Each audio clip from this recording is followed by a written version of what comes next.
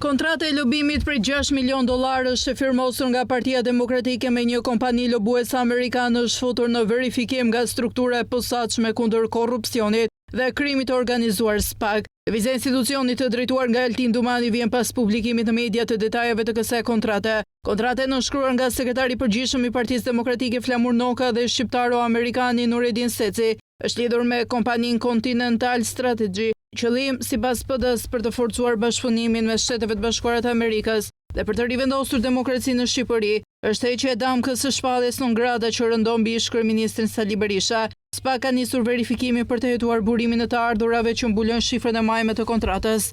Sipas deklarimeve të Partisë Demokratike, financimi është siguruar nga patriotët shqiptar, pa dhënë më shumë detaje për identitetin apo mënyrën e sigurimit të fondeve. Aktualisht, SPAK po kryen veprime të plota verifikuese për të kuptuar nëse kontrata dhe financimi i saj respektojnë legjislacionin shqiptar për financimet e partive politike dhe nëse ka elemente veprave penale që lidhen me pastrimin e parave ose korrupsionin. Ndërkohë, Partia Demokratike ka përshkruar këtë lëvizje si një hap për të afruar qendrimin e saj me aleatin kryesor strategjik të Shqipërisë. Shtetet e Bashkuara të Amerikës në një kohë ku marrëdhëniet e ish-liderit historik të kësaj partie me Washingtonin nuk janë më aq të tensionuara. Hetimet pritet të hedhin drinë mbi mënyrën e realizimit të kësaj marrëveshje dhe burimin e vërtetë të fondeve të përdorura për lobimin në një nga qendrat më të rëndësishme të vendimarrjes politike ndërkombëtare.